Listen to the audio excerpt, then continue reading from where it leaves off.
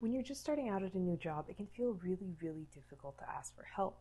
You're a new hire and you want to prove to everyone how competent you are. You don't want to look silly by asking someone how to open up a command line, but there's nothing more silly than trying to solve a problem, spending 2 days on it that the company has already solved. So let's go ahead and jump right into how to ask for help at your new job and how to get onboarded as quickly as possible. Let's start off with the steps you should have gone through before asking someone for help. So have you tried to solve the problem yourself? Have you read the documentation? Have you consulted Google? Have you consulted all the sources that you can before you contact a human? Another thing to consider is how long you've been spending on the problem. For example, if you've been spending 3 days trying to debug something, or you've been reading the documentation for a day, and you still can't find the answer, it's probably a good time to reach out for help. Going into the how of reaching out for help. Remember that last step where we went and combed through the documentation and perused Google? Well, in this step, we're going to want to give people a quick rundown of things we've already tried and make sure that we're giving them relevant screenshots and error messages so they can help you debug this problem. Remember, you're asking an expert or someone who's a lot more knowledgeable than you at your company for help, and you want to make it as easy as possible for them to reply to your message quickly and to reduce the amount of back and forth. Moving into the when of when to ask someone at your company for help. When you're just starting out, it can feel very tempting to just shoot quick messages off to people every time you have a question. Now, in part of the onboarding process, this can actually be super helpful, especially if you're just still setting up your device. But once you get past that stage, it might be worth checking out other resources before asking people on your team or public forums for help.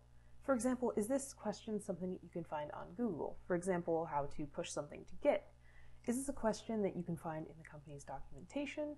Is this a question you've already asked but just forgot the answer to and you need to go comb through an old chat? In general, if you can find this answer somewhere else or you think you can, it's a good idea to go and check out that resource before you go and ask a person at your company for help. Now, if you're anything like me, you need some concrete numbers and directions when you're first starting out to know how long you should wait before asking for help. In general, I like to use a 10 to 1 hour rule if I'm asking for help with something company related or something that's related to the company code base that isn't specifically related to debugging. On the other hand, if it's something related to debugging and I feel like it's something that somebody else on my team would know very well, or if I'm trying to understand their code, I might send them off a message more quickly. So in that case, I might struggle with the code or try to read the code for 30 minutes to an hour, and if I feel like it'll be an easy question for someone else, I'll usually reach out to them. Or if it's something to do with the initial setup of the program, or even how to run our particular project, I'll reach out a lot sooner, because in general that'll be a pretty easy question for someone else to solve, or help you work through so you can go back to being productive. When to reach out and ask for help at a company can also be super company specific, so it's good to talk to your mentor and boss about when to reach out for help, or at your performance review to ask, hey, have I been asking you guys for help too much? Or is there a better way that I can do it that's less distracting or that will get a better response sooner? So it's really important to communicate with the people that you're asking for help and make sure that you're doing it in a way that's most convenient for them. Now, I gave these time frames that might seem kind of long on some of these questions, but I found in my own experience that when I'm struggling through something like this, it's really good to look at it myself first, because then while I'm trying to debug the problem myself, I might find this other part that I'm confused about or this particularly interesting piece of code, and then I have more questions when I go to ask someone for help. So for example, if we hop in a meeting or some kind of call to go through the first question, then I can ask them follow-up questions about the code base or about the specific problem that I'm having and get a lot more out of the interaction than you otherwise would if you go to someone with just one question. Moving into the final component of asking for help at your new company, and arguably the most important, and that is the who of who you're going to ask for help. Now, I've broken down the questions you're probably going to have in your first couple days into 3 main categories. The first one being company-specific non-technical, so this would be anything to do with your compensation, benefits, anything like that that's not related to the actual code base.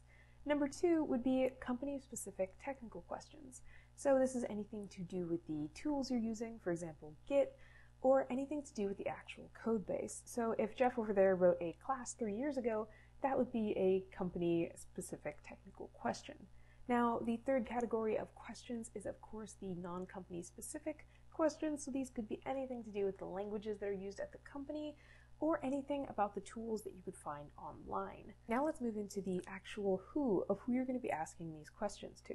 So the general people that you'll probably know when you first start out at your company are number one, your recruiter. If you're moving into a company, you've talked to a hiring manager or recruiter, your first point of contact into the company, and they are a great resource for anything that's company related but non-technical. They'll be super happy to help you with your situation, especially if it's a specific situation to you. Now, if it's a more general question, you can probably ask that in a public forum or some kind of channel. There's usually a lot of channels at companies, so you can help take some of that work off your specific recruiter. But if it's a personal question, feel free to reach out to your recruiter to ask them. You can also ask your boss or mentor, but in general, with these types of questions, recruiters will know the answer, so you can ask them the question. Now, moving into the company-specific technical questions. This is a great place to ask your mentor or boss if you feel like this question is going to need more explanation. If it's a yes or no question, or if it's something that would be easy for someone who's been at the company for some time to answer, you can also ask this in a public forum. It really depends on what you're asking. Your company may even have a debugging help channel. It really just depends. And you can ask your mentor if there's any important channels you should be joining, or any other ways that you can be asking for help besides DMing them personally. Which brings us to the final type of question. And this is company non-specific, technical, or tool-related questions.